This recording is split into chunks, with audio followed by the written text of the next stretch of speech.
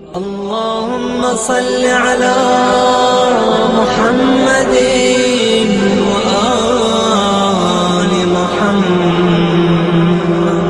बिस्मिल्लाहिर्रहमानिर्रहीम। अल्हम्दुलिल्लाहि अहलिही वस्सलातु वस्सलामु अला अहलिहा।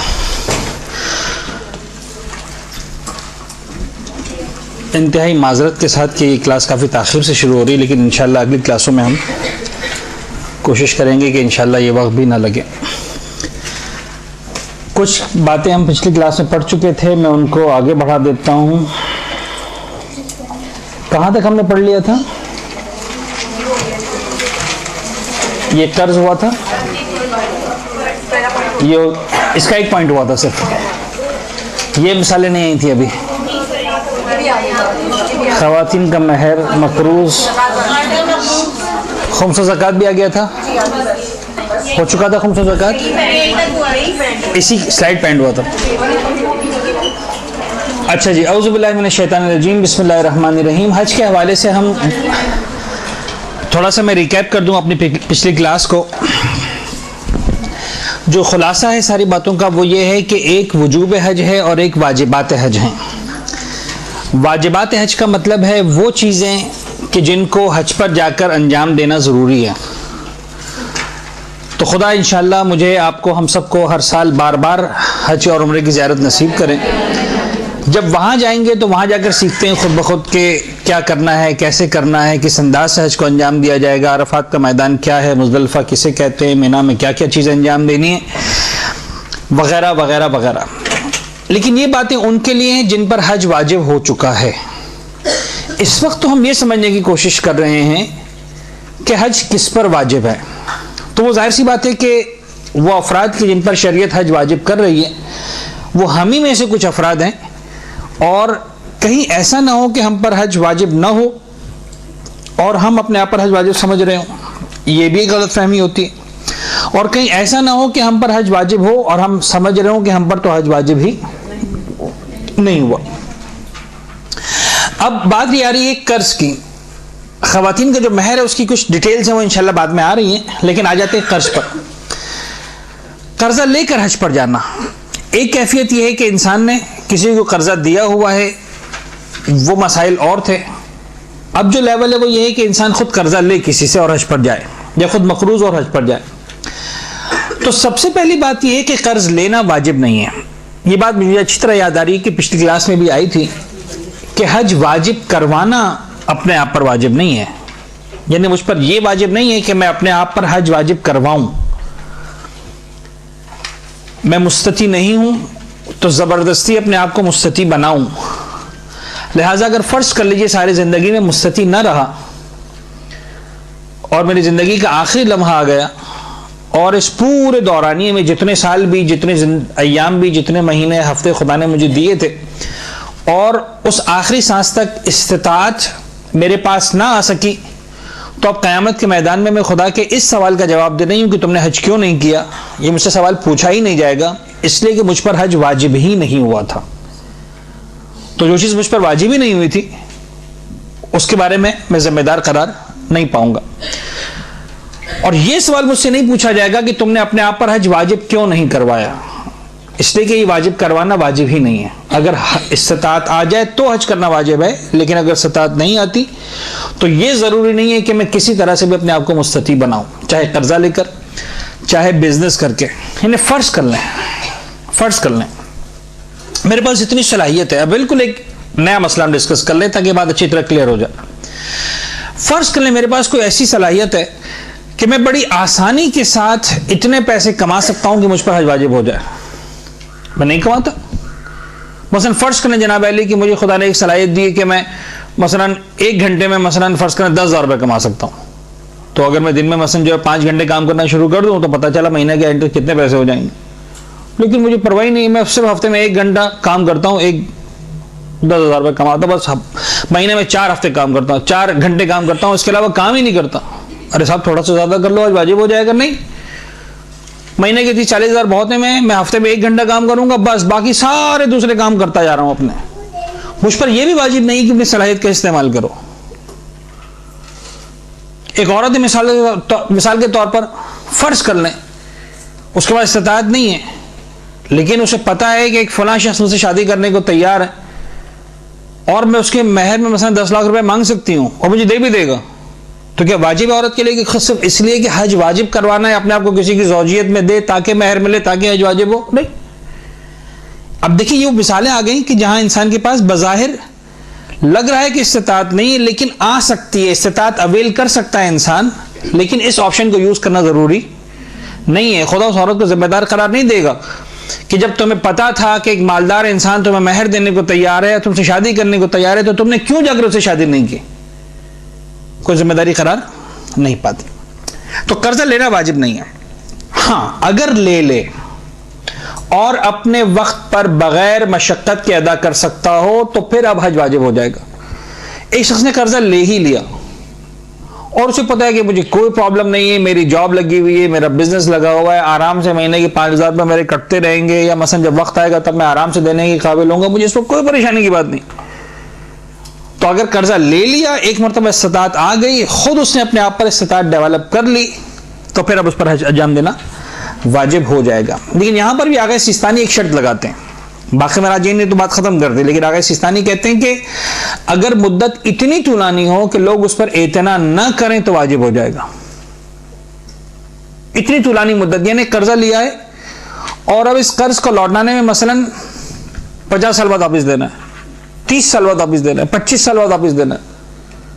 आज एक आदमी 25 साल की उम्र में जवान है, जब वो 50 साल का हो जाएगा तब जाकर उसको कर्जा लौटाना है, और उसे पता है कि मैं उस वक्त तो पता नहीं कहां से कहां पहुंच चुका हूं, कोई प्रॉब्लम ही नहीं है। इन लोगों की निगाहों में वो कर्जा ही तस्वुर नहीं किया जाएगा, गोया एक छोटा मोटा गिफ्ट समझा जाएगा। यानी आज से 25 साल पहले आप चले जाएं तो आज कितने का होता था? मैं समझाने के लिए कह रहा हूं, एग्जाम्पल ताकि बात क्लियर हो मैं कहना क्या चाह रहा हूं, ये नागा सिस्तानी क्या कहना चाह रहे हैं।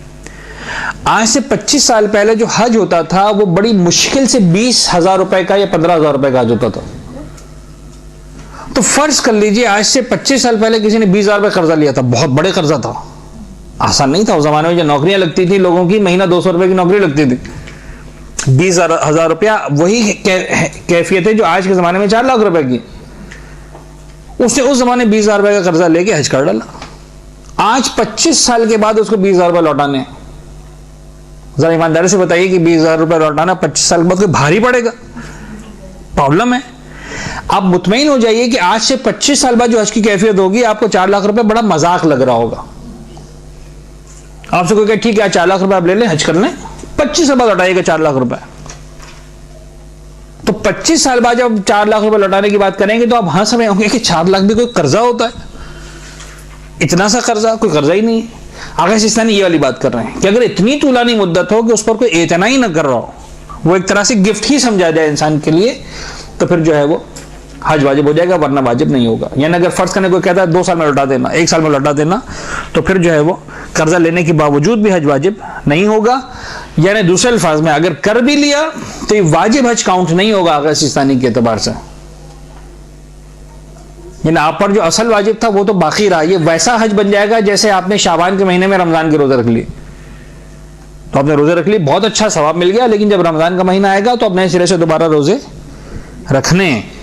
बिल्कुल उसी तरह आपने कर्जा लेके हज कर लिया सिस्तानी साहब के एतबार से 1-2 साल की नोटिस के ऊपर, और लोग इसको काबिल इतना समझते हैं, ऐसा नहीं कि इस पर इतना ही ना करते, तो फिर जो है वो आपका वाजिब हज काउंट नहीं होगा।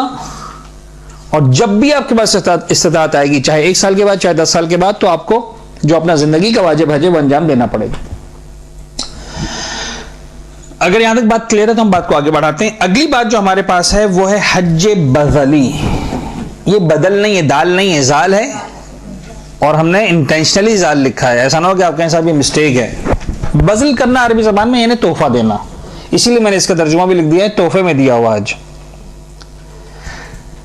एक शख्स उसके पास इस्तिताअत नहीं है, गरीब इंसान है, उसकी जिंदगी में कॉन्सेप्ट भी नहीं है कि मैं कभी हज करूंगा, मैं इतना पैसा वाला बनूंगा वगैरह वगैरह। किसी के यहां नौकरी पे लगा, खानसामा के तौर पर, मुलाजमा के तौर पर, बर्तन धोने के लिए, खाना पकाने के लिए वगैरह वगैरह। जिनके यहाँ नौकरी पे लगी वो इतने मालदार लोग थे, हज पर जा रहे, कहने साहब हमको तो हज पर भी कोई खाना पकाने वाला साथ में चाहिए, लिहाजा आप साथ में चले हमारे। अब ये मुलाजमा इसको कोई अपने साथ हज पर लेकर जा रहा है, यानी एक तरह से इसके हज के अखराजात को बेयर कर रहा है, गिफ्ट कर रहा है कि तुम हज कर लो। तो अगर कोई हज के अखराजात तोहफे में दे तो कबूल करना और हज पर जाना दोनों वाजिब है।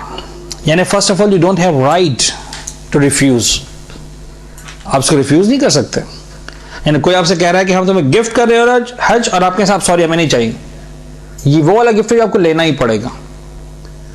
अलबत्ता बाज उलमा ने इसके अंदर कंडीशन लगाई कि अगर ये कोई सियासी गिफ्ट हो, सियासी बेन माना कि मैं इंटरनेशनल पॉलिटिक्स की बात नहीं कर रहा हूं, फैमिली पॉलिटिक्स की बात कर रहा हूं कि साहब कोई मिसाल के तौर पर कोई इवेंट होने वाला है और आपको इस इवेंट से दूर रखने की साजिश की जा रही है ताकि ये गायब हो तो पीछे से सारा काम हो जाए कि चलो इन पर 4 लाख का खर्चा कर दो, ये 4 करोड़ की जो डीलिंग होने वाली है इनके गैर मौजूदगी में हो ताकि सुकून से हो जाए, इनका टेंशन ही हमें ना हो, तो 4 लाख रुपए खर्च करना बड़ा अच्छा है।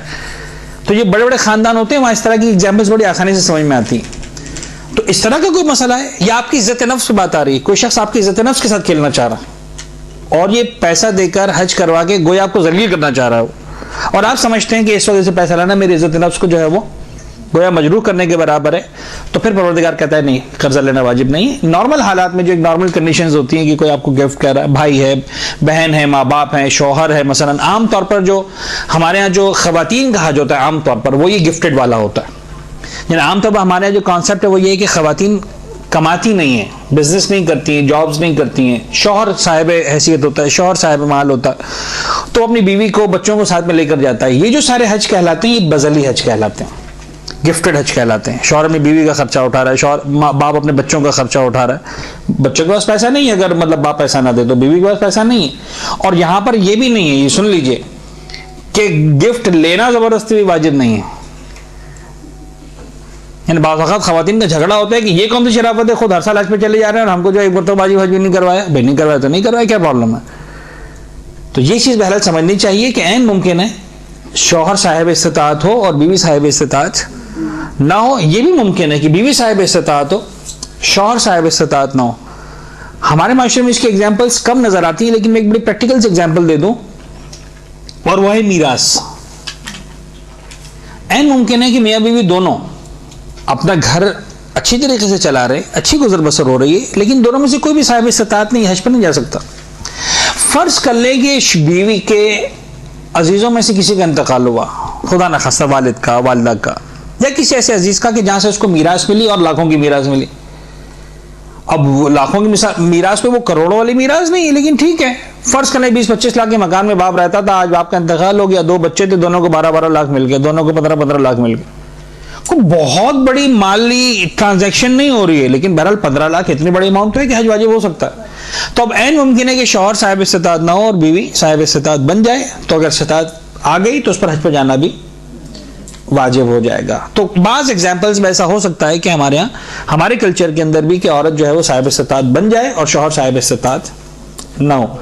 तो आज जो एक अलमिया है हमारे पाकिस्तानी माशरे का, और इतनी बड़ी मुसीबत है कि जिस पर शायद सही अंदाज से तवज्जो नहीं दी जा रही, बल्कि यकीनन सही तरह से तवज्जो नहीं दी जा रही, और उसके बाद जो मुस्तकबिल नजर आता है वो बड़ा खतरनाक नजर आ रहा है, बड़ा खतरनाक। यानी ये एक ऐसा टॉपिक में छेड़ रहा हूं 1 मिनट के लिए, सिर्फ इसको आप एज ए पॉपअप विंडो समझ लें कि एक बात आ गई तो मैं अजराह तज़किरा अर्ज कर दे रहा हूं, लेकिन बहुत ही खतरनाक है। खुदा करे कि इस पर फोरम्स हों, सेमिनार्स हों, डिस्कशंस हों, डिबेट्स हों, और जो है वो जितना हो सके इस मैसेज को एटलीस्ट मोमिनीन की कम्युनिटी के अंदर सर्कुलेट किया जाए।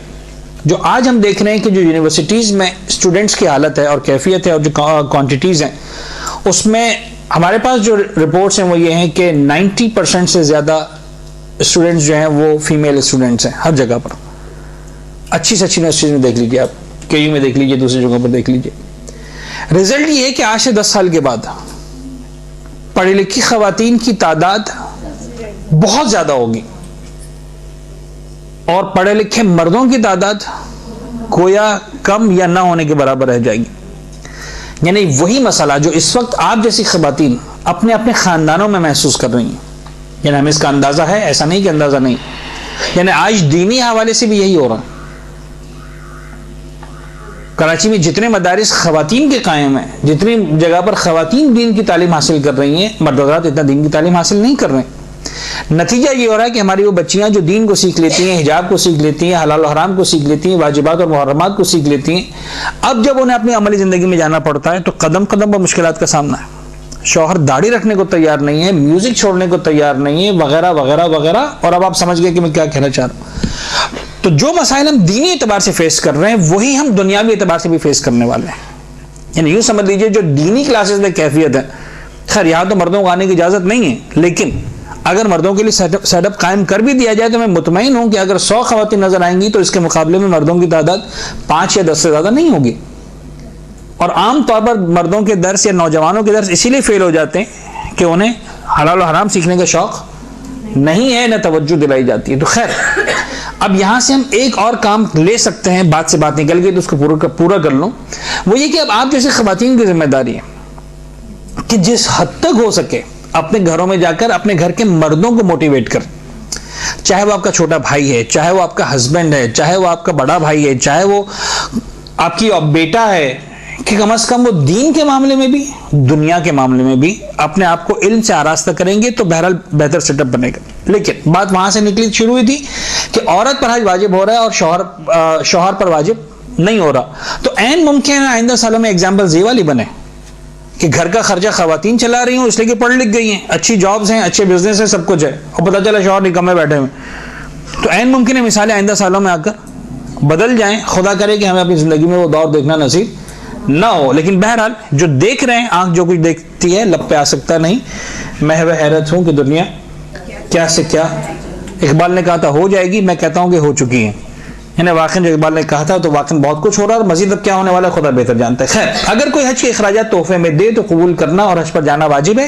ये एक तरह से वो नॉर्मल सिनेरियो हो गया कि शौहर कह रहा है बीवी से कि मेरे साथ हज पर चलो और बीवी कहती है मुझे नहीं जाना। नहीं, वाजिब है उसको कबूल करना वाजिब है, शौहर के साथ जाना वाजिब है। या मसलन औलाद के लिए सेम मसला।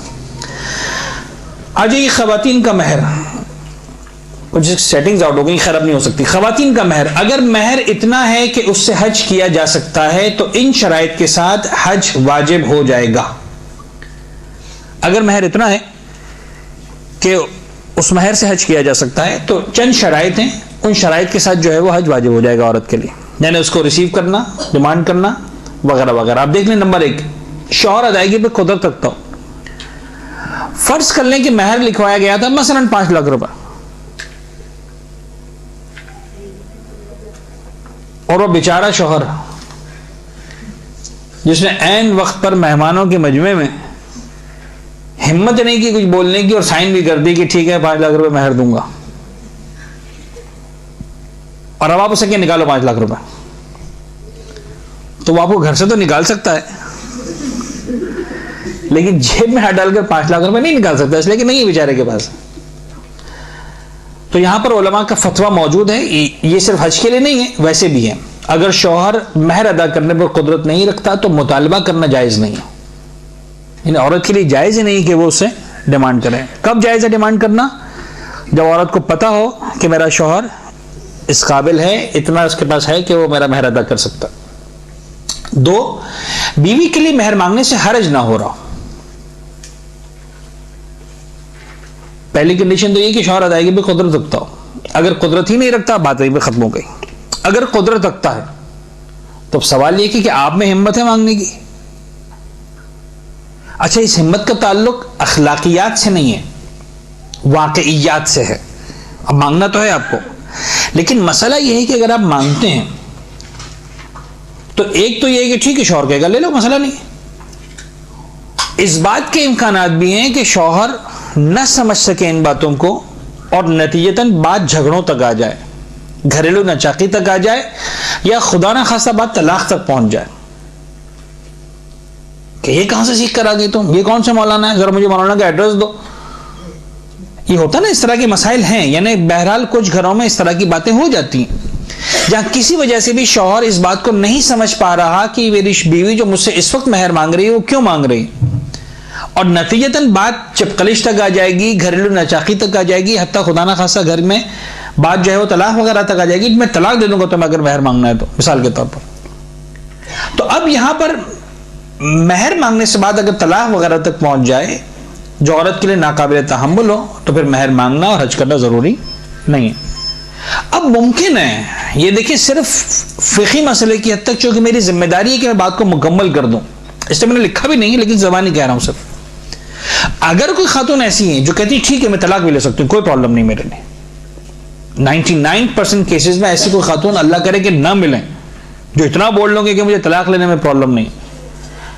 लेकिन फर्ज कर ले कल को माशरा ऐसा डेवलप हो जाता है जैसा बाज यूरोपियन कंट्रीज के अंदर डेवलप हो रहा है कि सेपरेशन एक बड़ी कॉमन सी चीज है, तलाक एक बहुत आदी सी चीज बन गई है, कोई प्रॉब्लम ही नहीं। ठीक है तलाक हो गई तो हो गई, क्या फर्क पड़ता है, किसी और से शादी कर लेगी। अगर वाकई ऐसा माशरा बन जाए, ऐसी औरत हो कि हाँ ठीक है मुझे कोई प्रॉब्लम नहीं है, तो फिर दीन उसके लिए कहेगा तुम्हारे लिए महर मांगना वाजिब है, चाहे तलाक भी हो जाए, चाहे तलाक लेकर ही सही महर लो, हज करो और उसके बाद जो है दूसरी शादी करना। लेकिन अगर ऐसा कोई केस मिल जाए तो मैं नहीं समझता कि हमारे माशरे में इस तरह के जो है वो हालात है, या इस तरह से किसी औरत के लिए महर मांगना कि इस बात की हद तक कि घरेलू चपकलेश नाचाकी और जो है वो बात तलाक तक भी पहुंच रही हो फिर भी वाजिब हो जाए, ऐसा मुझे मुश्किल लगता है कि कहीं ऐसा हो। अगली चीज है बड़ा मकान। अगर किसी के पास इतना बड़ा मकान है कि उसे बेचकर छोटे मकान में आ सकता है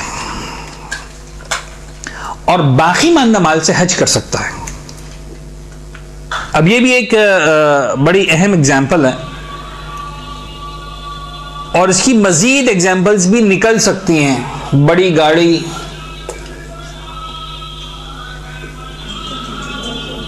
बड़ी गाड़ी है मिसाल के तौर पर, या इस तरह की और लग्जरीज हैं। अब देखिए दीन यहां पर बड़ा सेंसिटिव है और बहुत ही संभल कर बात करता है। दीन के अंदर कहीं भी आपको एक्सट्रीमिज्म नजर नहीं आएगा, ये मैं आपको बता दूं। खट से फतवा दे दिया जाए कि घर मकान बेच दो दूसरे मकान में आ जाओ, ऐसा नहीं।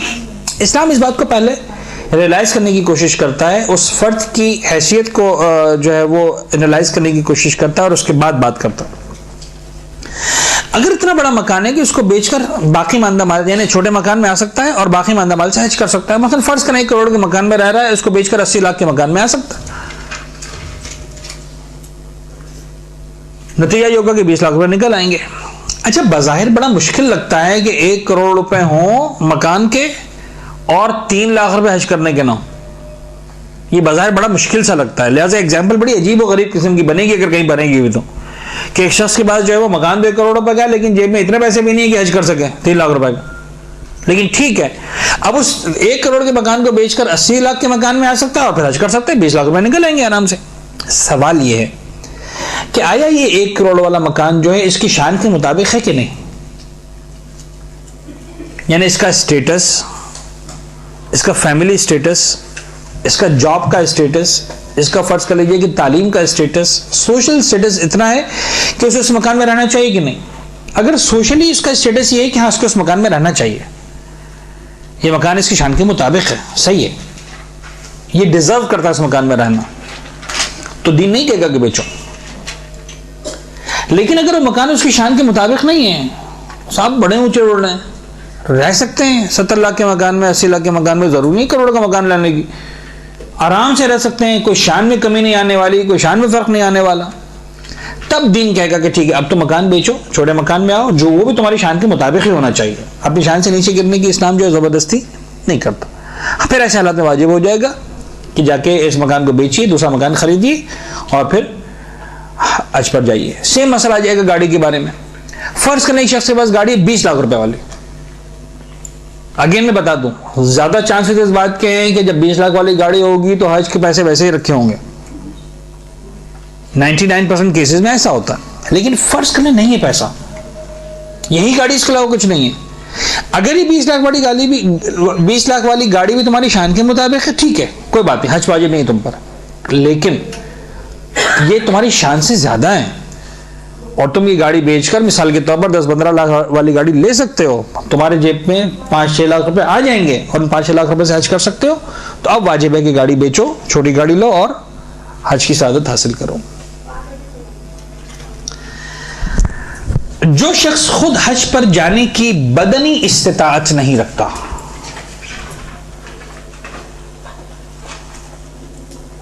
जो शख्स खुद हज पर जाने की बदनी इस्तिताअत नहीं रखता, ये बड़ा अहम मसला है।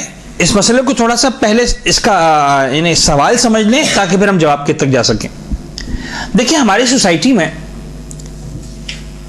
ऐसा होता है कि इंसान बाज़ औक़ात माली एतबार से उस वक्त मुस्तती होता है जब जिस्मानी एतबार से उसके पास इस्तिताअत नहीं रहती। पेंशन मिलती है, मिसाल के तौर पर रिटायरमेंट लेता है इंसान, गोल्डन हैंडशेक लेता है वगैरह वगैरह। अब एज हो गई फर्ज करें 50, 55, 60, 65 मिसाल के तौर, और खुदा न खास्ता कोई ऐसी बीमारी लगी हुई है कि अब जो है वो जिस्मानी तौर पर इस्तिताअत नहीं है। अच्छा, जिस्मानी इस्तिताअत भी दो तरह से, एक तो ये कि इस काबिल ही नहीं की जा सके हज पर, यानी बहुत क्लियर है, विजिबल है कि बंदा हज पर नहीं जा सकता, तो बात ही खत्म हो जाती है, यानी उसको किसी तरह से भी परमिशन नहीं है कि वह हज का सफर इख्तियार कर सके। हड्डियों का प्रॉब्लम है फर्ज कर लें, इस तरह से कि जो है वो बैसाखियों पर है और 2 कदम चलने की गुंजाइश नहीं है वगैरह वगैरह। डिस्क का प्रॉब्लम है, इंसान जो है मुसलसल व्हील चेयर पर है, कुछ भी नहीं कर सकता, एक ऐसी कैफियत। और दूसरी कैफियत वो है कि इंसान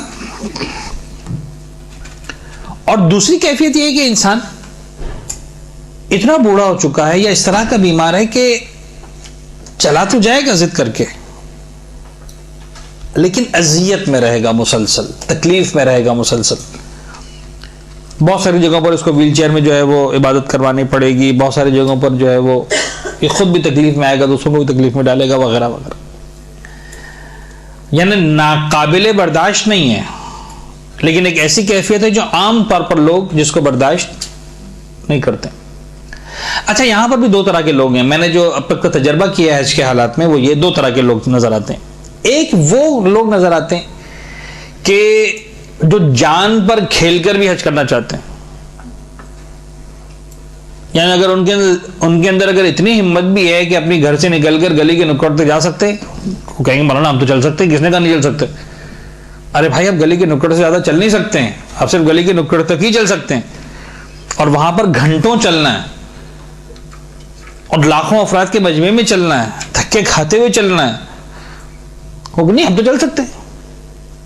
एक ऐसे है, एक वो है जो अच्छा खासा चल सकते हैं लेकिन भागना चाहते हैं। वो मैंने कहा ना कि हमेशा का हमारे साथ मुझ जैसे तालिब इल्म को जब मसला बयान करना होता है तो उन दोनों एक्सट्रीम्स का ख्याल रखना पड़ता, ना ऐसा हो कि किसी को जबरदस्ती जो है वो हम वाजिब करवा दें और ना किसी को जो है वो हम बड़ी आसानी के साथ सहूलत दे दें, कोई हमारे गर्दन पर रख के खेलना शुरू कर दे। मौलाना साहब ने कहा था कि नहीं वाजिब नहीं आ जाए आप, तो देखना पड़ता है। तो एक शख्स वो है जो मशक्कत में आ जाएगा, नामुमकिन नहीं उसके लिए, मुमकिन तो है लेकिन मशक्कत के साथ, शदीद मशक्कत, ऐसी शदीद मशक्कत जो आम तौर पर लोग नहीं उठाते,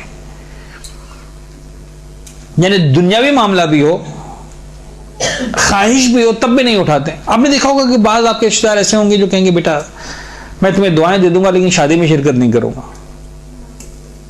ऐसी मशक्कत है कि अब आना चाहे तो आ सकता है, कोई मुसीबत नहीं है, लेकिन नहीं बेटा मैं नहीं आऊंगा, बुढ़ापे में आ गया इंसान, बीमारी में आ गया वगैरह वगैरह।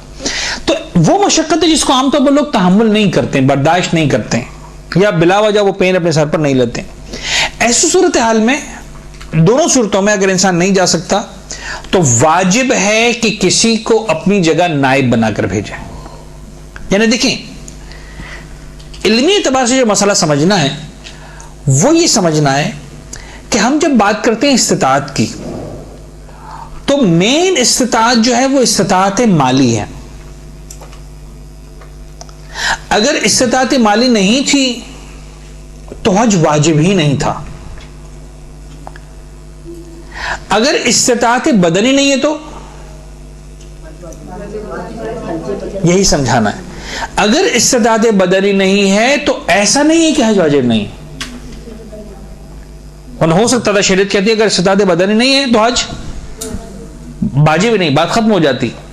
तो इस्तिताअत बदनी में ऐसा नहीं है, इस्तिताअत माली वाला मसला नहीं है कि अगर बदनी इस्तिताअत नहीं है तो सिरे से हज वाजिब ही नहीं है। अगर इस्तिताअत बदनी नहीं है तो हज वाजिब तो है,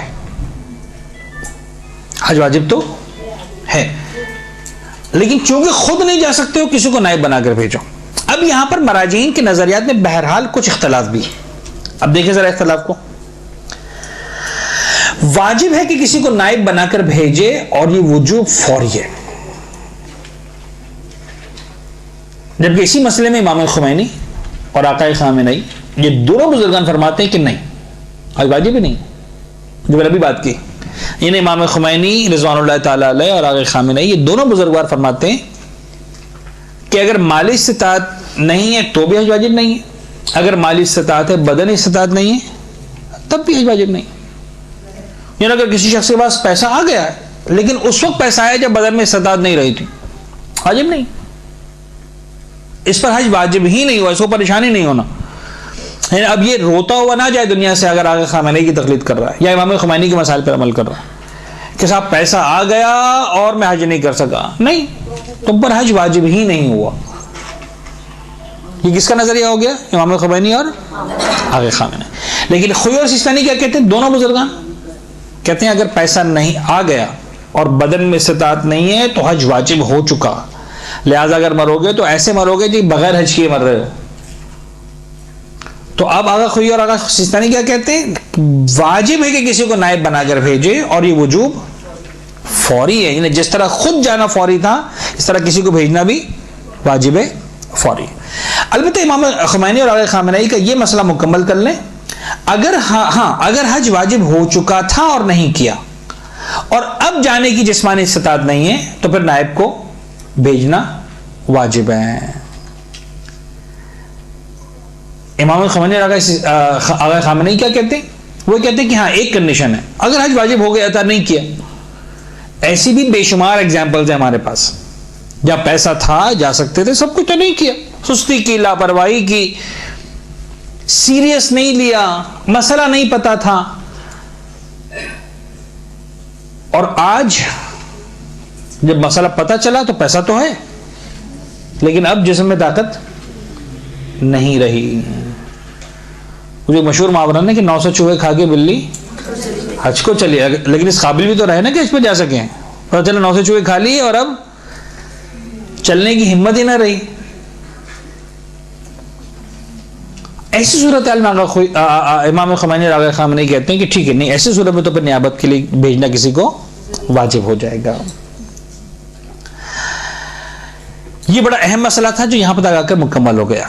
मैंने कहा ना कुछ सेटिंग्स आउट हो गई हैं, अब नई हेडिंग स्टार्ट होनी चाहिए थी जो इसी सफ़े पे लग गई है, तो ठीक है देख लीजिए। अगला इन्वान हमारे पास है नाइब बनने के बाद इस्तिताअत। अब कुछ मसाइल वो हैं जिनका ताल्लुक नाइब से, कौन शख्स नाइब बन सकता है उसकी बात बाद में आ रही है,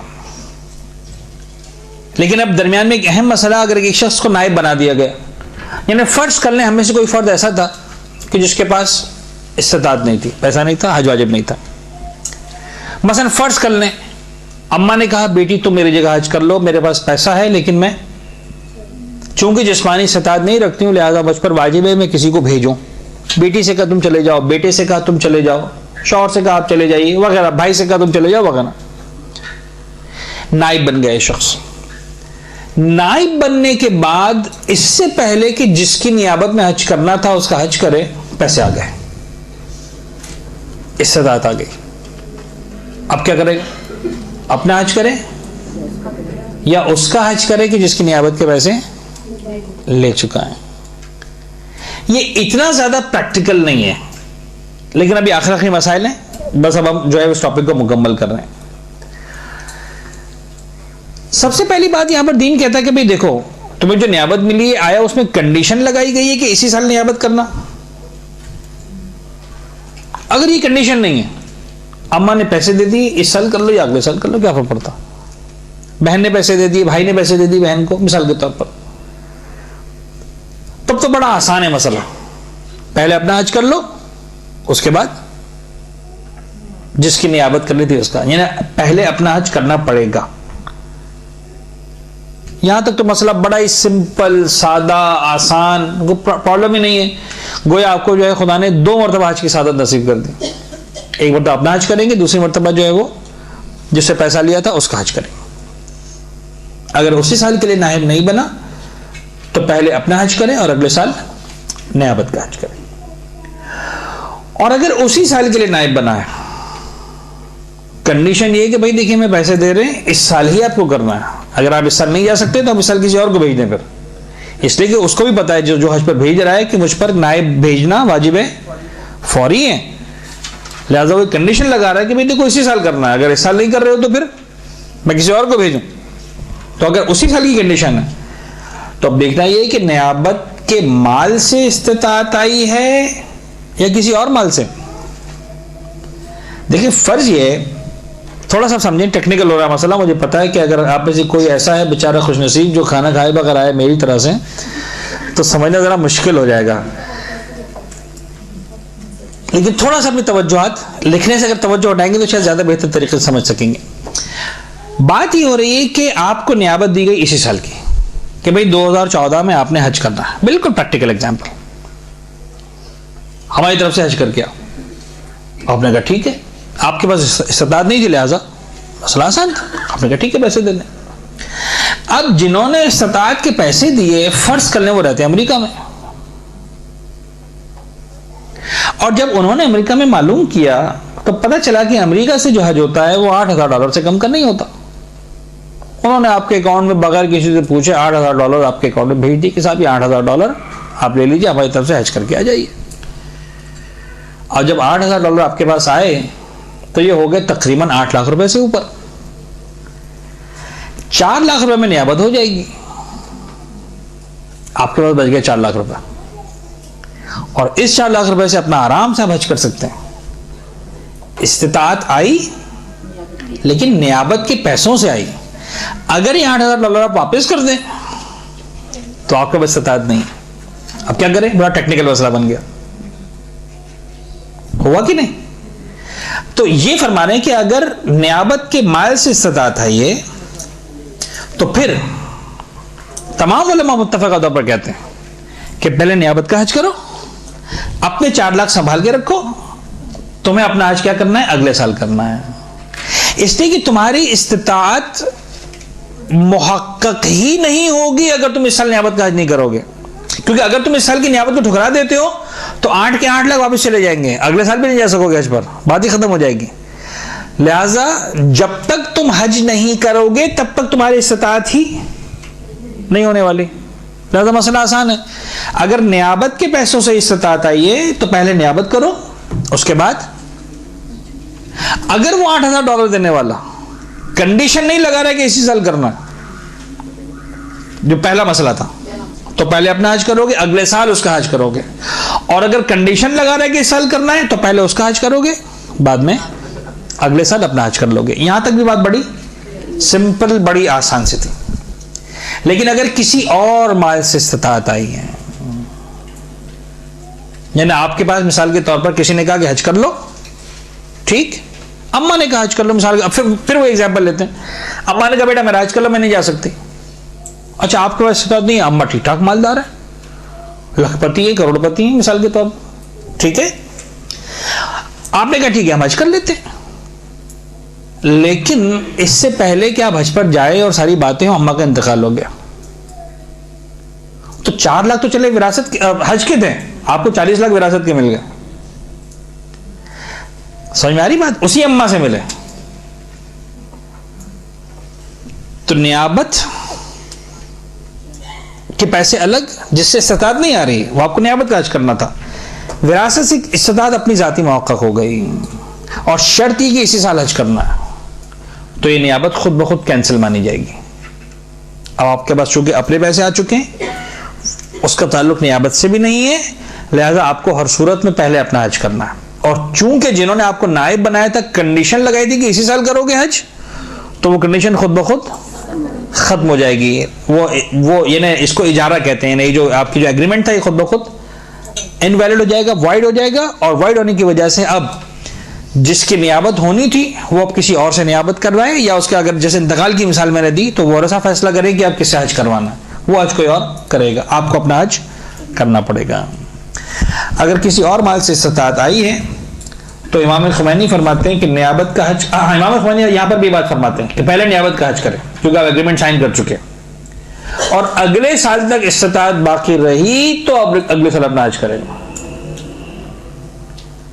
और आगे खुई और आगे खामेनी दोनों ही फरमाते हैं कि नियाबत बातिल है, किसी और को भेजा जाएगा, अब अपना हज करेंगे। ज़ाहिर आगा सिस्तानी का भी यही मसला है, मैं लिखना भूल गया हूँ लेकिन वही मसला इमाम आगा सिस्तानी का। तो इमाम खुमैनी के हिसाब से क्या हुआ कि अगर कोई और पैसा आ भी गया, लेकिन चूंकि नियाबत का एग्रीमेंट आप साइन कर चुके थे पहले, तो पहले नियाबत का हज करेंगे, अगले साल देखा जाएगा कि पैसा बचा कि नहीं बचा आपके पास अपनी इस्तात का, तो हज करेंगे, वरना फिर अपना हज वाजिब नहीं होगा आप पर। यहां तक अगर बातें मुकम्मल हो गई, अगर सिस्तानी के नजर सिलसिले में देख लें, अगर इत्मीनान है कि अगले साल अपना हज कर सकता है तो इस साल नियाबत का हज कर ले और अगले साल अपना हज कर ले, वरना नियाबत बातिल। जो अगर सिस्तानी का एक पुराना नजरिया था कि वो डिले करने की परमिशन देते हैं 1 साल की, तो उसी हवाले से वो यहाँ पर भी फतवा देना है कि ठीक है तुम्हें अंदाजा है कि अगले साल कर लोगे, कोई बात नहीं, पैसा रख लो, इस साल नियाबत का हज कर लो और अगले साल अपना हज कर लेना। और अगर पता है कि अगले साल नहीं जा सकोगे, एक ही साल तुम्हारे पास है, तो फिर नियाबत बातिल, अपना हज करोगे और जो है वो नियाबत के पैसे वापस करो, वो किसी और से नियाबत करवा लें। यहां तक अगर ये बातें मुकम्मल हुई, अब आ जाए नाइब की शराइत। नाइब किसको बनाया जा सकता है? अब यहाँ पर थोड़ा सा खुश्क बातें हैं, जल्दी जल्दी मैं आगे बात को बढ़ा देता हूँ। जो ज़रूरी शर्तें हैं वहाँ पर थोड़ा सा वक्त लगाएंगे हम, बाकी वक्त नहीं लगाएंगे। पहली शर्त ये कि जिसको आप बालिग बना रहे हैं, जिसको आप नाइब बना रहे हैं, उसका बालिग होना ज़रूरी है। नाबालिग को आप नहीं भेज सकते हज पर। नंबर 2, अक्ल, यानी पागल को आप नहीं भेज सकते। अक्ल से मुराद यहाँ पर ज़रूरी नहीं है कि उसने CSS का इम्तिहान पास किया हो, ठीक है। अक्ल से मुराद जो एक नॉर्मल साहिब अक्ल इंसान है, जो पागल नहीं है, दीवाना नहीं है। 3, ईमान, मोमिन होना शर्त है, लिहाजा सिर्फ मुसलमान हो और शिया ना हो नहीं भेज सकते उसको आप, यानी एक तरह से शिया होना ज़रूरी है, यहाँ ईमान से मुराद है। नंबर 4, इत्मीनान हो कि हज अंजाम देगा, यानी कोई ऐसा फर्ज ना हो कि जिसको पैसे दे दिए और ये भी इत्मीनान नहीं कि हज करेगा कि नहीं करेगा, यानी काबिल भरोसा इंसान हो, पता चला वहाँ मक्का मदीना घूम फिर के आ गया, ना हज किया ना कुछ किया। मैं आपको एग्जाम्पल सुनाऊं, हमारे एक बुजुर्ग थे, खुदा उनको जन्नत नसीब करे, मरहूम हो गए वो। कहते रहे एक मरतबा एक साहब को मैंने चंद सालों की नमाज दी, मैं अपना इजारे की, मरहूम की जो होती पढ़ने के लिए, तो बड़े मजे से उनको 1 साल की दी। वो 3-4 महीने हुए, कहा कि साहब और दें, कब और ले लो नमाज, दो 1 साल की और पढ़ लो, फिर 1 साल की दे दी। फिर आखिर 1 साल 1.5 साल गुजरा, इन्होंने कहा कि इसको मैं कभी मस्जिद में भी नहीं देखता हूँ अपनी वाजिब नमाज पढ़ने के लिए, कैसे नियामत में नमाज पढ़ता चला जा रहा है। तो बुजुर्ग कहते हैं कि 2-3 साल बाद मुझे ख्याल आया, 2-3 साल की नियामत देने के बाद उससे पूछा कि भाई तो नमाज पढ़ते भी हो कि नहीं? कहा हाँ बिल्कुल पढ़ता हूँ। कहा अच्छा हाँ। कहा अच्छा बताओ जरा, जोर की नमाज कितनी रकत होती है? नमाज का बिल्कुल 2 रकत होती है। हाँ बिल्कुल सही। कब पढ़ते हैं? तो सुबह सवेरे उठ के पढ़ते हैं। मगरिब कितनी होती? 4 रकत होती है।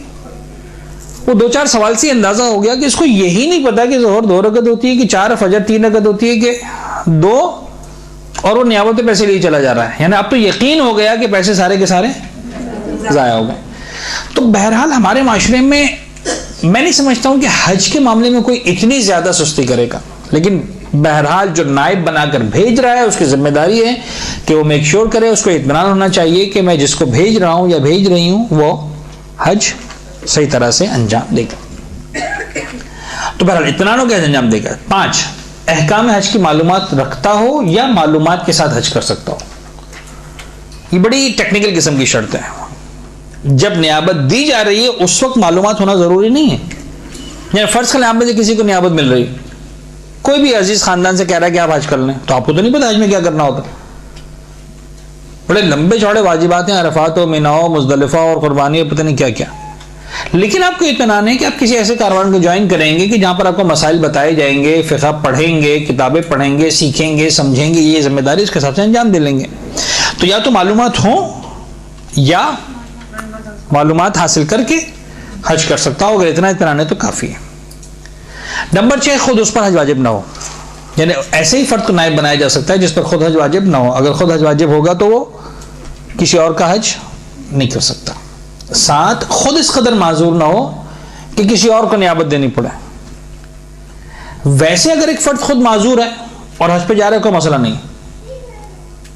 फर्ज करें व्हील चेयर पेशेंट है, चलने के काबिल नहीं, खुद हज पे पहुंच गया, तो दीन यहां पर परमिशन देता है, ठीक है तुम खुद नहीं कर सकते हो, किसी और को नायब बना दो, तुम्हारा तवाफ कर लें। लेकिन ऐसे फर्द को आप हज पर नायब बना कर भेजें कि पहले वो आपका नायब बने, फिर उसके तवाफ में कोई और उसका नायब बने, ये नहीं चलेगा। किसी ऐसे फर्द को भेजिए जो फिर आगे फर्दर जो है वो मजबूर ना हो जाए किसी को नियाबत देने पर। हाँ, अब बड़ी सीरियस एग्जाम्पल, किसी खातून को, नौजवान खातून को भेज दिया हज के ऊपर नियाबत में, ये कोई मसला नहीं, नॉर्मल सी बात है। अब फर्ज करें ऐन अय्याम हज में जो है नजासत के अय्याम आ गए, अब वहां पर भी दीन इजाजत देता है कि जो है वो आप किसी को नायब बनाकर तवाफ करवाएं, वो नियाबत एक और बात है, ये उज़र ये बाजुरी वाली बात नहीं होगी, ये दुनिया की हर औरत के साथ मसला है, कोई मसला नहीं। लेकिन एक ऐसा शख्स जो खुद बीमार है, हार्ट पेशेंट है, फर्ज कर लें, नहीं जा सकता भीड़ के अंदर, उसको आपने जो है वो नायब बना के भेज दिया, वो बेचारा अपना हज नहीं कर सकता तो किसी और का हज कैसे करेगा? तो ऐसी जो है वो माजूर को नियाबत पे आप नहीं भेजेंगे। देखिए यहां आने के बाद एक मसला सॉल्व हो गया, ये 7 शर्तें, इसके बाद 8वीं शर्त कोई नहीं है। अब जो बातें कहने जा रहा हूं वो यहां लिखी हुई नहीं है, लेकिन समझ लीजिए और उसको जहन में बिठा लीजिए, चाहे तो फिर लिख भी लीजिएगा बाद में। कुछ चीजें हमारे जहनों में हैं और जब वो लोग सवाल पूछते हैं तो समझ में आता है कि अच्छा लोगों के जहन में कहीं ना कहीं से बात बैठ गई है या बिठा दी गई है। इसमें आपको कहीं शर्त नजर आई कि अगर नायब, अगर यानी जो शख्स नायब बनाकर भेज रहा है वो मर्द है तो मर्द ही को भेजे, क्या शर्त नहीं है।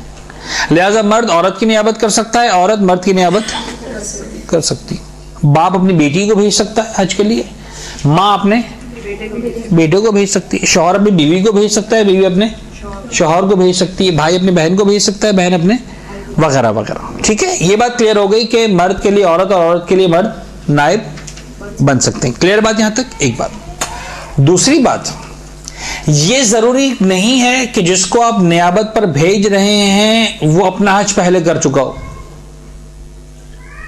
आप किसी ऐसे फर्द को भी भेज सकते हैं जो जिंदगी में पहली मर्तबा जा रहा हूं, बस कंडीशन ये कि उस पर अपना हज वाजिब ना हो। न ये कंडीशन है कि अपना वाजिब हज कर चुका हो, न ये कंडीशन है कि वाजिब हज ना किया हुआ हो, ऐसी कोई कंडीशन नहीं। आप पहली मर्तबा जाने वाले को भी नायब बना सकते हैं और 10वीं बार जाने वाले को भी नायब बना सकते हैं। तो इस तरह की जो चीजें हैं, कंडीशन जो जहनों में है वो सब बेकार है। इन 7 के बाद मजीद कोई 8वीं शर्त नहीं है। ये ना आपके जहन में आया कि साहब अच्छा जवान और बूढ़ा, वही बात है कि जवान जो है बूढ़े की नियाबत कर सकता है, बूढ़ा अगर माजूर ना हो तो जवान की नियाबत मसलन कर सकता है, वगैरह वगैरह वगैरह। तो ये सारी बातें जो है वो मजीद अब कोई शर्त नहीं है इसके बाद। अच्छा, इस मरतबा जो हमारी क्लासेस हैं आपके साथ, इसमें मुझे कुछ उन्वान दिए गए हैं मदरसतुल कायम की तरफ से, तो मैं उन्हीं अनावीन को जो है वो समेट रहा हूँ जल्दी जल्दी, इसलिए कि मुझे तकरीबन 4 क्लासेस है मेरे पास। आज हमारी दूसरी क्लास है, मजीद 2 क्लासेस में हमको सारे अनावीन इंशाल्लाह कोशिश करके मुकम्मल करना। एक और अहम इन्वान जो दिया गया वो था हज या उम्रे की अहम गलतियां, ऐसी गलतियां जो आप कैरी करते हैं और उसके असरात मुरतब होते हैं। तो मैंने सिर्फ तजर्बे के एतबार से कुछ गलतियों को आइडेंटिफाई किया और यहाँ लिखा है। लिहाजा सबसे पहला नोट मैंने यही लिखा है कि सिर्फ कुछ गलतियां हैं, वरना और भी कई सारी गलतियां हो सकती हैं। अच्छा, ये उन्हीं को काम आएंगी ये गलतियां ये जो हज या उम्रा करके आ चुके हैं। जिन्होंने हज या उम्रा अब तक नहीं किया उन्हें शायद समझ में भी ना आया कि मैंने क्या लिखा और क्या बता रहा हूं और क्या बताया जा रहा है। और जो हज या उम्रा करके आया है वो ये सोच के मुतमईन ना हो जाए कि बस यही 3-4 गलतियां, इसके अलावा कोई गलती है ही नहीं। लिहाजा मैंने जुमला लिखा है कि सिर्फ कुछ गलतियां हैं, वरना और भी कई सारी गलतियां हो सकती हैं। अहम तरीन गलती जो मुझे नजर आती है हज और उम्रे के सफर में, गलत वुजू या गुस्ल के साथ आमाल अंजाम देना। ये बड़ी जबरदस्त मिस्टेक है, गलत वुजू या गलत गुस्ल के साथ आमाल अंजाम देना। होता क्या है, एक चीज जो हमारे माशरे का अलमिया है, अगेन हमेशा तो नहीं, 100% तो नहीं, लेकिन 50% से कुछ ज्यादा ही ये देखा गया है कि जो साहिबान इस्तिताअत होते हैं वो साहिबान इल्म नहीं होते। जो साहिबान इल्म होते हैं वो साहिबान इस्तिताअत नहीं होते। दिरहमदारान आलम रा करम नीस्त, करमदारान आलम रा दिरहम नीस्त। जिनके पास दिरहम है उनके पास करम नहीं, जिनके पास करम है उनके पास दिरहम नहीं। ये माशरा, ये अलमिया है हमारे माशरे का। अब होता ही है कि एक शख्स साहिब माल बन गया, पैसा आ गया, चले साहब उम्र पे जा रहे हैं, थोड़ा बहुत दीनदारी भी थी, ख्याल भी था, चलो उम्रे के मसाइल भी सीख लिए, कोई ग्रुप ज्वाइन कर लिया जिसमें मौलाना है मिसाल के तौर पर जो बता रहे हैं, चलो भाई ठीक है कर डाला। कुछ बुनियादी गलतियां होती हैं जिस पर इंसान की तवज्जो भी नहीं जाती। जाना मुझे बताइए ईमानदारी से कि वाकई उम्रे पे जाने वाले को ये ख्याल कब आएगा कि अपना वजू भी सही कर लूं? वो ये सारे मसाइल तो पूछेगा कि मौलाना एहराम कैसे बांधना है और तवाफ कैसे करना है और सफा मरवा में दौड़ कैसे लगानी है और सर कैसे मुंडवाना है या पूरा सर मुंडवाना है या थोड़े से बाल काट लेने हैं या तवाफ, तो सारी बातें वो कर लेगा, पूछेगा भी, सीख लेगा, समझ लेगा सब कुछ। आखिर में आकर पता चला कि एक गलती हो गई, वजू ही बातिल था। और यकीन जानिए इतनी छोटी छोटी मिस्टेक्स हैं वजू के अंदर कि जो आपके पूरे वजू को बातिल कर देती हैं। अच्छा, मैं बड़ा डर डर के मसला बता रहा हूं, बड़ा खतरनाक मसला, ये बड़ा खतरनाक मसला। देखिए, उम्रा कर रहे हैं या हज करें, चाहे उम्रा है चाहे हज है, दोनों में एक वाजिब कॉमन है और वह है तवाफ और उसकी 2 रकअत नमाज। मैं फिर दुआ दूं कि परवरदिगार आपको नसीब करे बार बार, तो समझ में आएगा कि क्या हो रहा है ये सब। पूरे हज में और पूरे उम्रा में ये वाहिद 2 इबादतें हैं सिर्फ, तवाफ और उसकी 2 रकअत नमाज, जिसमें इंसान का बाकायदा तौर पर बातहारत होना जरूरी है, वरना आपका तवाफ सही नहीं है, वरना आपकी नमाज तवाफ सही नहीं है। इसके अलावा जितनी भी चीजें हैं सब बगैर तहारत की चल जाती। आप एहराम पहन रहे हैं, आपने वजू नहीं किया हुआ, कोई मसला नहीं, गुस्ल नहीं किया हो, कोई मसला नहीं। हत्ता खवातीन नजासत के आलम में, कोई मसला नहीं, एहराम पहन लो, तलबिया पढ़ लो, तुम्हारा उम्रा स्टार्ट हो जाएगा, तुम्हारा हज स्टार्ट हो जाएगा। मुझे पता है बहुत से लोग चौंकेंगे, इसलिए कि उनको मुझे पता है कि ये जो मैं अभी बात कह रहा हूं उसको समझाने के लिए 10 मिनट की तमहीद चाहिए, तब समझ में आएगा कि ये एहराम बांधना होता क्या है। एहराम मक्के से नहीं बांधा जाता, एहराम बांधा जाता है 200 किलोमीटर दूर से, 400 किलोमीटर दूर से। तो वहां नजासत के आलम में कोई मसला नहीं, एहराम तो वहीं से बांधना है आपको। एहराम बांध के मक्का पहुंच जाइए, जब तारत होगी तो अब अगले मराहिल अंजाम दीजिएगा।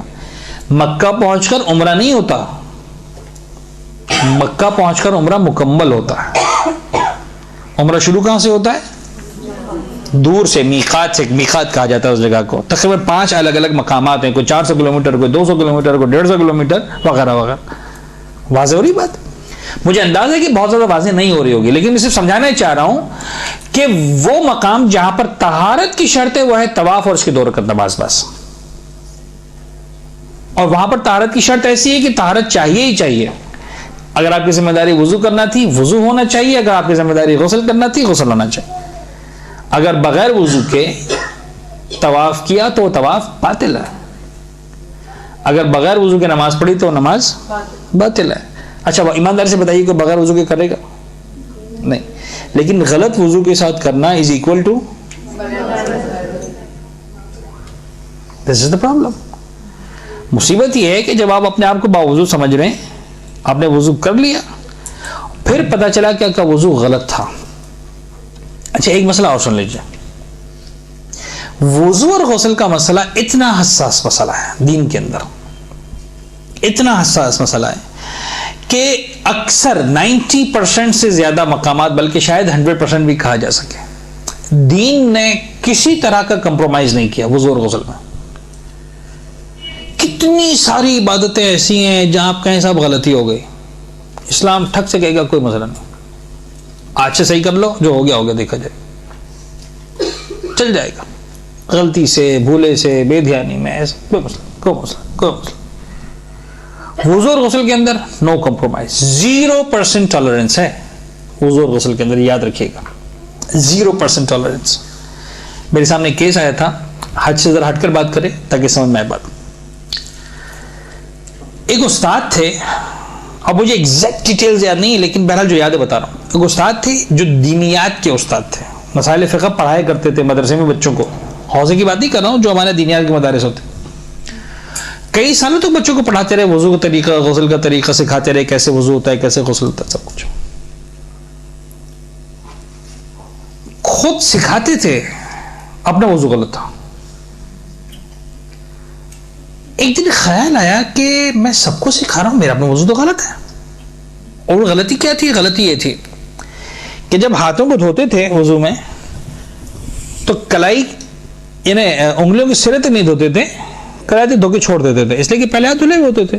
तो एक आदत सी जो डेवलप थी बचपन से, कलाई धुला के छोड़ देते थे। ख्याल है कि मैं तो नहीं धोता हूं उंगलियों के सिरे तक, जबकि यही मसला सिखाया भी है कि बाबा देखो कलाई तक लाके छोड़ना नहीं है, हाथ को उंगलियों के सिरे तक धोना है, मिसाल के तौर पर। मरहूमतुल अखी का ज़माना था, बाकायदा ख़त लिखा गया नजफ़ के साहब एक साहब हैं इस तरह के हैं और डाउटफुल है अपने वज़ू के बारे में, उनका ख्याल है कि इनका वज़ू बातिल है और तकरीबन 16 साल से नमाज इस तरह से पढ़ना। जवाब आया कि 16 साल की नमाजें रिपीट करना पड़ेंगे। सिर्फ किस वजह से? इसलिए कि वज़ू के अंदर हाथों को नहीं धोया था। नमाज में गलती होती है ना, 16 साल चल जाती है, आज से सही कर लो, कल से सही हो जाएगी, बाकी नमाजें छोड़ दो, पढ़ नहीं सके। यानी पता चला हाथ ही निकल गया, दुम रह गई। ये एक बात औक़ात छोटी सी गलती, ये मैं इसलिए कह रहा हूं कि बहुत सारे लोग हैं जो गलत वुजू के साथ जाते हज करके आते हैं, फिर समझते हैं अच्छा चलो आज से वुजू सही कर लो, सही हो गया, कोई बात नहीं। बाबा जो नमाजें चल यानी नमाजें वगैरह बाद में, ये हज जो किया ना बातिल है पूरा का पूरा। अच्छा अब प्रॉब्लम क्या है, जब आप तवाफ गलत करते हैं और नमाज गलत पढ़ते हैं तो इसका मतलब यह है कि आप अगले मरहले में दाखिल ही नहीं हो सके। अगला मरहला है सफ़ा मरवा की सही, सफ़ा मरवा की सही के बाद अगला मरहला है सर के थोड़े से बाल काटो और एहराम की पाबंदियों से फारिग। आपका ख्याल है कि आप एहराम की पाबंदियों से फारिग हो गए, अब तक आपका एहराम मुकम्मल ही नहीं हुआ, आप एहराम की पाबंदियों से फारिग ही नहीं हुए। आप सोच रहे बात कहां से कहां तक पहुंचती। पूरा हज बातिल, जाके दोबारा करना है वो अपनी जगह।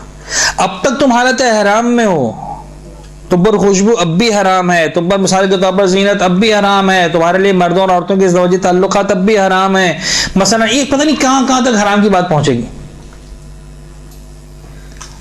तो अब देखें बज़ाहिर वुजू जिसका आपको कहीं से भी लिंक नजर नहीं आ रहा था हज के साथ और उम्रे के साथ, सब हज एक अलग टॉपिक है, वुजू गुस्ल तहारत का टॉपिक है, आपस में मिक्स कहां से हो गए, मिक्स यहां पे आगे होते। तो वुजू एंड गुस्ल are the most essential things to learn before going to हज और उम्रा। जब तक आप हज वुजू और गुस्ल सही नहीं करते हैं, खुदारा हज और उम्रे की ज़हमत न करें,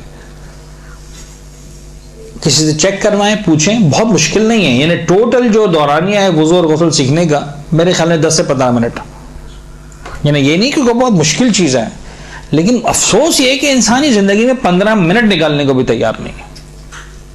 और इसकी एक बड़ी वजह यह होती है कि वो ये मानने को तैयार नहीं है कि मेरी इबादत गलत है। वो समझते नहीं मेरी इबादत गलत है, वो समझते मेरी इबादत सही है।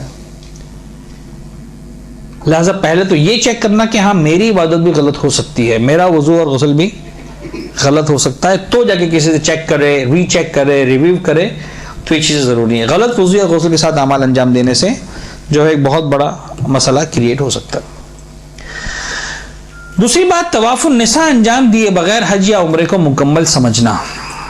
ये भी बड़ी तो नहीं, लेकिन बहरहाल एक मिस्टेक में से है कि जो आती हैं। फिर वही वाली बात जो मैंने कहा कि पैसा है और मालूमात नहीं है, तो होता ये है कि बहुत सारे लोग जब इस तरह से हज या उम्रा करते हैं, ख़ास तौर पर वो अफराद कंपनी के किसी काम से जो है जद्दा जाना पड़ा मीटिंग में, चलो भाई उम्रा भी करके आ जा। अब कौन सा मौलाना और कहाँ का मौलाना और क्या, किसी से पूछा कहाँ से एहराम बांधना, से यहाँ से एहराम बांध लो, एहराम बांध लिया, चले गए मक्का, उम्रा करके आ गए किसी सुन्नी दोस्त के साथ। ऐसे कई सारे केसेस हमारे पास चूंकि आए हैं, सवाल हमसे पूछे गए, लिहाजा मैं शेयर कर रहा हूँ। जरूरी नहीं कि ये आप में से भी किसी का मसला हो, लेकिन बहरहाल कई सारे लोगों का मसला है ये। 2 साल बाद 4 साल बाद पता है किसी ने पता चला कि बाबा उम्रे तवाफ़ुन निसा भी, अच्छा तवाफ़ुन निसा भी होता है कोई, हाँ, उसके बगैर ना बीवी मर्द पर हलाल होती है, ना शौहर जो है बीवी पे हलाल होता। तो ये गलतियां जो है वो हो जाती हैं, बड़ी अहम गलती है तवाफ़ुन निसा अंजाम दिए बगैर हज या उम्रे को मुकम्मल समझना।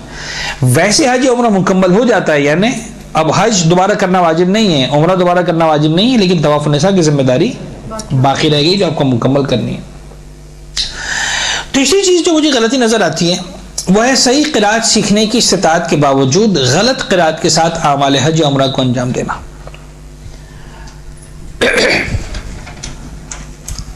बहुत से लोग अरबी उस अंदाज से क़िराअत नहीं कर पाते जो सही अरबी का एक्सेंट है।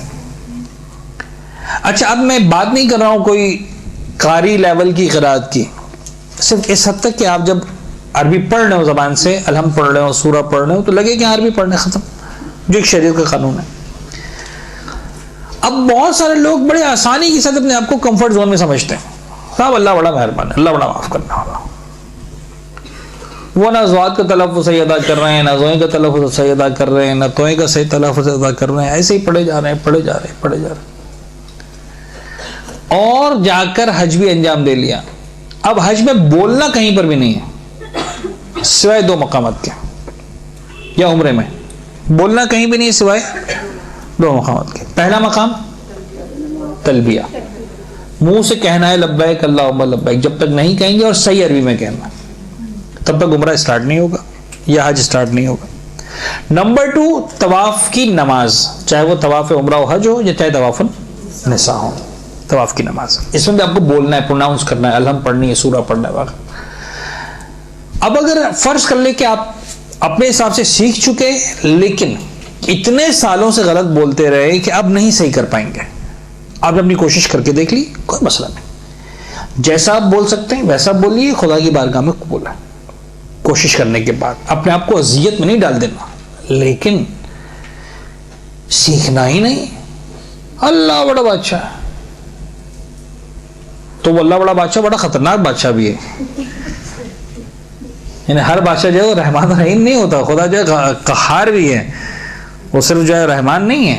बिला वजह जो है मिसयूज नहीं करना खुदा की रहमत को, ठीक है। तो अगर आप सीख सकते थे और नहीं सीखा तो गुनाहगार है। हाँ, आपने कोशिश की, नहीं सीख पाए, कोई बात नहीं। या फर्ज कर ले किसी वजह से आपकी जबान में लुकनत है, कोई ऐसी गुंजाइश नहीं कि आप सही प्रोनाउंस कर सकें, कोई मसला नहीं। जनाब बिलाल का वाक़या बड़ा मशहूर है, लेकिन जनाब बिलाल के वाक़े को अपने आप पे फिट न करें बिला वजह। देखिए कि आया आपका ओज़र जनाब बिलाल के लेवल का ओज़र है कि नहीं। जनाब बिलाल जो है वो उनकी ज़बान की साख्त ऐसी थी कि वो शीन प्रोनाउंस नहीं कर सकते थे, वो सीन प्रोनाउंस करते थे। लिहाजा जब अजान दिया करते थे अशहदु अल्ला इलाहा इल्लल्लाह, तो कहते थे अशहदु अल्ला इलाहा इल्लल्लाह, नहीं बोल पाते थे शीन। पैगंबर ने फरमाया सीन बिलाल इंदल्लाह अशीन, ज़बान बिलाल से निकलता सीन है, बारगाह इलाही में शीन पहुंचता। क्यों? इसलिए कि सलाहियत ही नहीं थी। लेकिन अगर मैं बोल सकता हूं और नहीं बोलूं, सुन्नत बिलाल पे अमल करें, तो फिर खुदा की तरफ से जूते पड़ेंगे। तो सही क़िराअत सीखने की इस्तिताअत के बावजूद गलत क़िराअत के साथ आमाल हज उम्रा को अंजाम देना, अगर जानबूझकर ये गलती की गई है तो फिर मुमकिन है कि इसकी वजह से फर्क पड़े। खुमुस वाजिब हो चुका और अदा किए बगैर हज अंजाम देना, इससे हज तो बातिल नहीं होगा या उम्रा तो बातिल नहीं होगा। ये कहना तो गलत है कि हज ही पूरा तो गया तुम्हारे हाथ से, लेकिन हज का बातिल होना या उम्रे का बातिल होना और है, बारगाह इलाही में कबूल होना और है। यानी गोया ऐसा है कि शायद लफ्ज बहुत अच्छा ना हो, लेकिन समझाने के लिए कि चोरी के बाल साहब हज करके आ गए, किसी खुम साहब ने नहीं दिया तो आप एक तरह से मकरूज है किसी और के, और किसी का पैसा लेकर हज पे जा रहे हैं।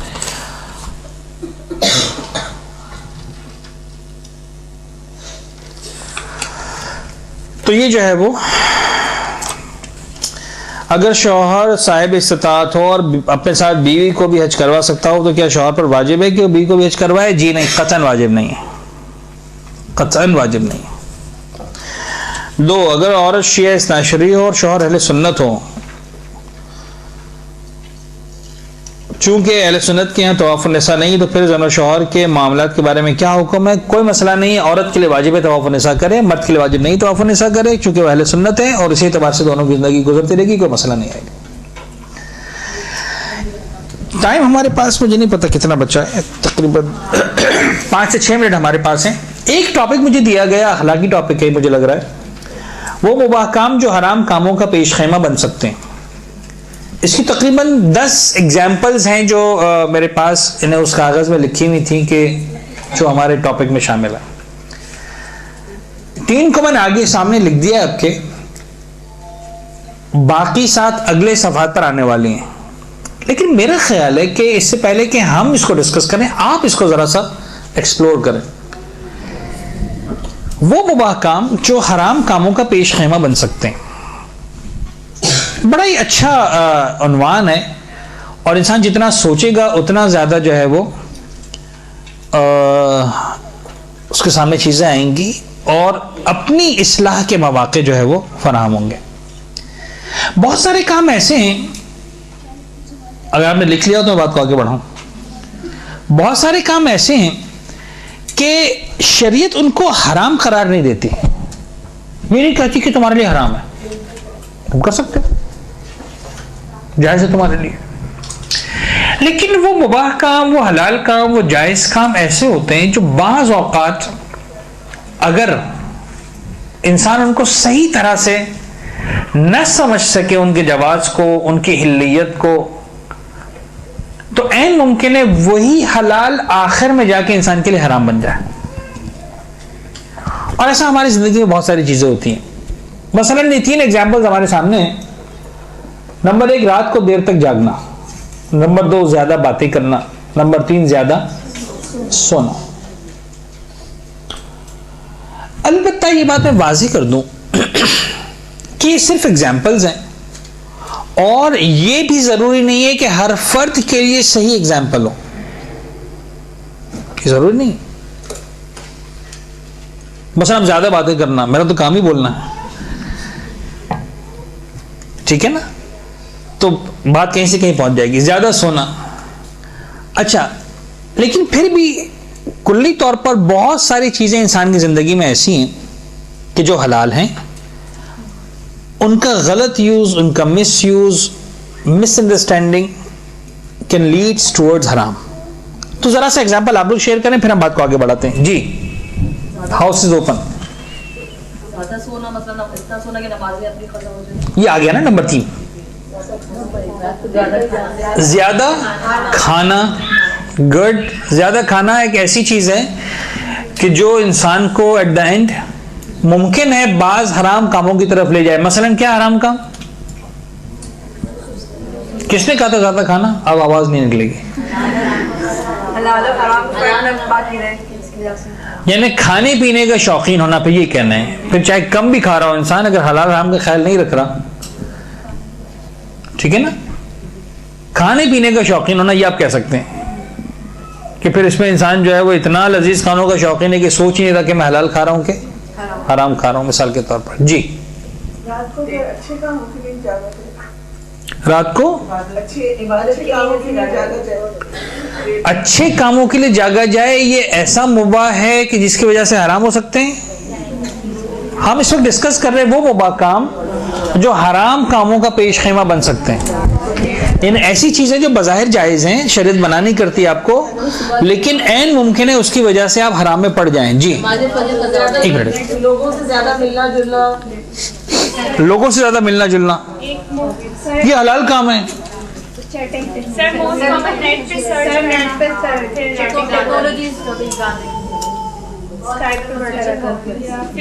Skype, Facebook, net, MSN, messenger, chatting, ठीक है, हलाल है, हराम नहीं है, कतन हराम नहीं।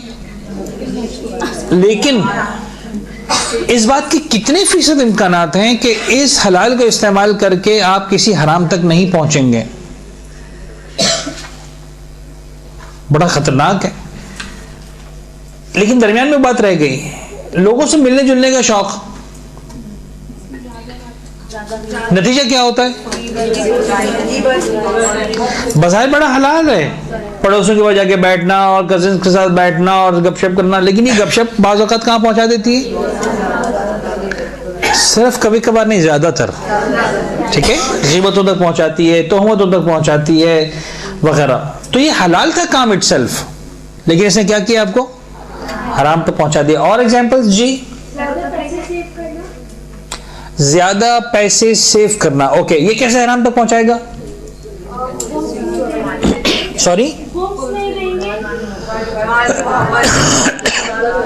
पैसे जमा करने के बाद मसलन फर्ज कर लें इतना पैसे से मोहब्बत पैदा हो जाए कि इंसान खुम्स और जो वाजिबात हैं वो अदा करने की सुस्ती करे, कोताही करे। एग्जैक्टली सही है कि ये एक ऐसा शौक है कि जो है वो बात तो है, शरीयत ने जायज़ तो करार दिया है, लेकिन नतीजतन आपको आराम तक पहुंचा सकता है। ये लिखते जाएं, बड़े काम की चीजें हैं। जी, कपड़े वपड़े बनाने का, जिस तरह से तो मुबाह बनाना, लेकिन अगर मतलब इस चीज में औरतें पड़ जाएं और कपड़ों के उसमें बाजारों में घूम रही,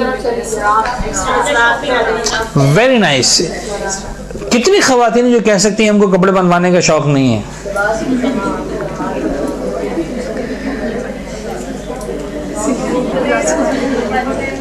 शुक्र है कि हमारी क्लास में झूठ बोलना अलाउ नहीं, वरना सबके हाथ उठे हुए होते अभी।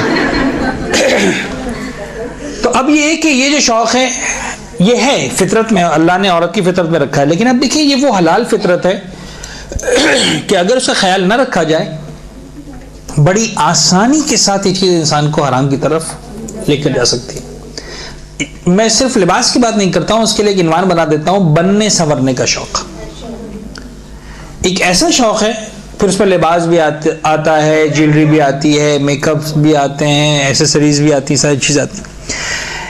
अच्छी चीज़ है, स्पेशली अगर हलाल तरीके से हो रही हो, हलाल मकामात पर हो रही हो, तो इसमें कोई हरज नहीं है। ना फ़कत हरज नहीं है बल्कि बाज़ मकामात पर तो इस्लाम ने इसको मुस्तहब करार दिया, औरत को रिकमेंड किया है कि तुम अपने शौहर के लिए बनाओ, सवरो, सब कुछ करो। लेकिन अगर यही शौक नतीजतन इंसान को हराम तक पहुंचा रहा है कि फिर मिसाल के तौर पर घर में झगड़े हो रहे हैं कि साहब तुम मुझे, शौहर से झगड़ा हो रहा है कि तुम मुझे कपड़े बनवा कर ही नहीं देते, मुझे मिसाल के तौर पर मेकअप का सामान ही नहीं मिलता, खुदा ना खास्ता औरत इसको हासिल करने के लिए राह हलाल को छोड़ना शुरू कर दे, राह हराम पे जाना शुरू कर दे, वगैरह वगैरह वगैरह, बात कहीं से कहीं निकल जाती। तो ये वो हलाल शौक हैं कि जो बड़ी आसानी के साथ इंसान को हराम के रास्ते पर लेकर जा सकते हैं। और लेट नाइट पार्टीज और शादियों में शिरकत करना, ये टॉपिक हमने स्टार्ट किया है। इंशाल्लाह नेक्स्ट क्लास में इसको हम थोड़ा सा मजीद और भी लेंगे, और जो हमारे फ़िक़ी टॉपिक्स हैं उनको पहले लेंगे। आज तक मेरा वक्त मुकम्मल हो गया। मैं आया ज़रूर देर से था, लेकिन मुझे जाना इंतहाई ज़रूरी है वक्त पर, लिहाजा मैं जो है वो एक्स्ट्रा टाइम आज नहीं दे पाऊँगा। जो सवालात थे, अगर औरत के पास मसलन 15 तोले सोना है जिसकी वो इस्तेमाल कर रही, तो आया उसको बेच कर हज पर जाना वाजिब है? कतन वाजिब नहीं है, सिवाय इसके कि उसके लिए बिल्कुल एक्स्ट्रा हो, यानी जो उसकी हैसियत, शान, जो हमने शान वाली बात की, अगर उस औरत की शान यानी उस लेवल की ख़वातीन इतना सोना इस्तेमाल करती है तो उसके लिए बेचना ज़रूरी नहीं है। लेकिन अगर जो है वो इससे कम में काम चल सकता है, उसकी जो स्टेटस है उस पर कोई फ़र्क नहीं आता, और इतना पैसा निकल सकता है कि हज कर सके तो वाजिब हो जाएगा। अगर नियाबत का हज करना हो तो क्या ज़रूरी है कि हज कराने वाले, देखिए जो शख्स खुम्स के हवाले से रिलेट किया गया है, जो शख्स नियाबत करवा रहा है अगर वो खुम्स निकाले बगैर आपको पैसे दे रहा है तो वो जिम्मेदार है, आप जिम्मेदार नहीं। आप आराम से हज कर सकते हैं, आपका भी अपना खुम्स वाजिब बाकी है और आप गुनाहगार हैं, तो आप अपने खुम्स के गुनाहगार तो होंगे लेकिन हज को अंजाम देने के गुनाहगार नहीं होंगे। वसल्लल्लाहु अलैहि वसल्लम।